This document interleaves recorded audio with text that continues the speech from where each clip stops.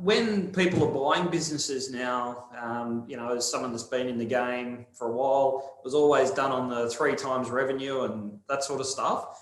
Has there been any change over the last few years on how people go about valuing businesses and businesses that they want to actually add? Yeah, so I made the comment earlier that we saw prices fall last year from 3 times to 2.5.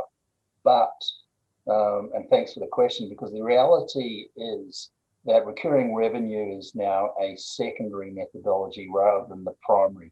It's around profitability, it's EBIT, and that hasn't moved. Profitable businesses are being rewarded for that, and it's about 6 times EBIT, adjusted EBIT. And I'm selling at higher than that. That's for exceptional businesses. And smaller than that, depending upon what the risk profile to profit might be. Buyers start off their assessment from a risk base, so it's sort of starting from thinking about it worse. Is there any exposure to fee for no service? Is there any grandfathered revenue? Is there any compliance issues? And also the one now is there any risk on annual renewals? So they're looking at what the strength of the relationship, what has the service been to today? Are they active clients or inactive or somewhere in the middle of the two? So they're starting from a risk assessment basis. Then they come around and going, okay, well, how can the business, be improved, or does it fit our model? Do we have a solution on it? Can we get leverage from asset management? And a lot of the buyers in the marketplace have their own asset management capacity, even if it's outsourced often. But now that they've got an active philosophy around it, they're selecting the underlying platform, they're selecting the managers, and they can rightfully take a part of that value chain. So the more fun that they can bring on leads to greater profitability. But they want to firstly understand the client base, make sure there's an alignment of business models between theirs and the target, understand what investment philosophy is there, what service level there is, and also then what does the principal seek, what level of retention and the like. So. Okay, so some other things being equal, I mean, obviously good compliance is going to be more highly valued than bad compliance. No, it's essential. If there's bad compliance, no one wants to buy your problems. Right. So compliance and good compliance, it needs to be good compliance. And any fear factor, people will move on. And so as business owners, the focus should be compliance. It's the one thing that can blow you up and destroy value. Would it be fair to say that people are actually looking, Steve, now at not just viewing good compliance as, I've had no compliance issues, to you actually need to be able to demonstrate how you've had good compliance? Yeah, there needs to be a annual renewal and relatively recent, because we've had so many changes in a short period of time. So if your last review was 3 years ago, you need to come in because there's been so many changes. And it's just good governance because it is the weak spot. It's really easy if you don't know that something's sitting there but largely it's going to be around, about the relationship with the client. Yeah, so on that, you mentioned like engagement with technology and other aspects. So is that something that buyers are actually physically looking for now? Yeah, so what's your history?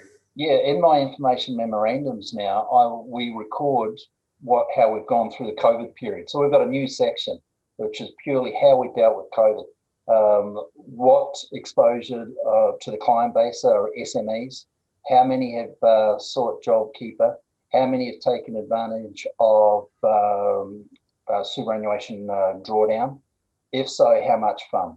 Then we've looked around and go, okay, what service has been delivered in this period of time? How many clients have been one-to-one? How many have received collective? What's the overall response been? And every time I've asked this question, the response has been overwhelmingly positive with regards to client level of engagement. We're getting organic growth. We're getting referrals now because of the service that we've done as an industry on whole to our client base. And then they're talking about the service level to family and friends. And so we're actually seeing green shoots already. So we're looking at what service is being delivered. Then we're looking at, okay, well, how did your staff deal with relocation to the home office? What new technology have you had to embrace? What changes has there been to profit in this period of time? So given that we've got nearly, I think it's around 70% of the industry has already moved to fixed fees, they haven't been exposed to market gyrations.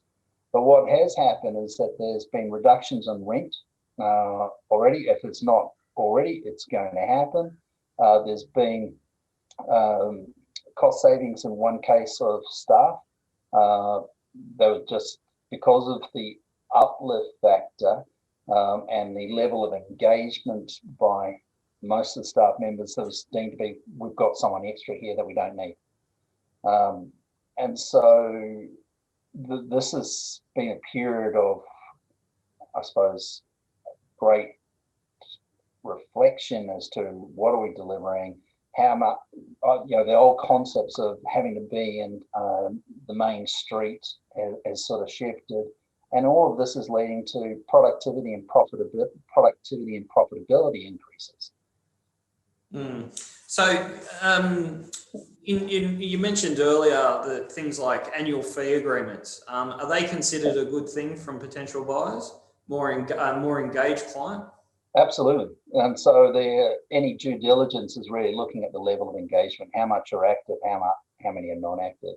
For many businesses, it's not really a challenge because they've been delivering annual services. Yep. And so for some, it is a challenge, and that's where they've had to look at their service delivery. Yeah, sure. And so what about as far as systems go? So internal systems, the old day where you had the filing cabinets out the back and, you used to go and pull it out and, sort of scrounge around before your meeting. What are buyers expecting to see now regarding systems for businesses that they're looking to acquire? Well, in the due diligence process, all of the assessment is digital. So it used to be that, yes, people would come into the office, they'd pick up a file, have a look at the quality of advice, for instance. Now it's all digitally done. And so if you weren't before paperless, you are now. And most businesses, that hasn't been a significant challenge. Some have been moving with the technology. They've moved, sort of CRM systems, because it's the one big weak spot as an industry that we've always had, because the focus on due diligence is actually know the client. So the more data that you can have within the CRM, the better. Right. And so that goes to occupations now. Obviously, age is a key determinant to value. If you've got exposure of more than 30% to clients aged over 70, that's deemed to have a mortality risk within it. But it's now the quality of the information is a key determinant to whether your business receives a premium or a discount factor. I suppose the more immediate impact as well, besides as a CRM tool, is it gets back to an operating efficiency. The better the data in the system, the more productive and efficient you should be in producing documents, reports, et cetera, et cetera. So I guess, that's another aspect of it as well. Yeah, absolutely. But there's never been a greater selection or choice of tech out there as that we have right at this moment. There's digital SOA generations, there's outsourcing solutions which actually work irrespective of location, and high quality, where you've got Australian educated accountants or financial planners that are located in Manila, for example. But you've also got Dropbox for security. So quality assurance is great, and we've always, this whole belief of having to work in the office and now having wider teams, domestically, but also now internationally. So outsourcing, I think, is really, with cloud-based technology, is really tipped over positively, and great cost savings, and particularly in times where you've got significant production concerns, and be that communication levels, be that plan preparation and distribution. Yeah, it's all there, and again, back office efficiencies created by MDAs, IMA, SMA. One action across all portfolios simultaneously rather than doing 150. I'm at day 5 years ago when I presented, I said 5 years ago everyone will be using an MDA. Well, to this day I still can't see why everyone's not using an MDA. I just don't understand why. Well, they're listening. It's happening. Yeah, yeah.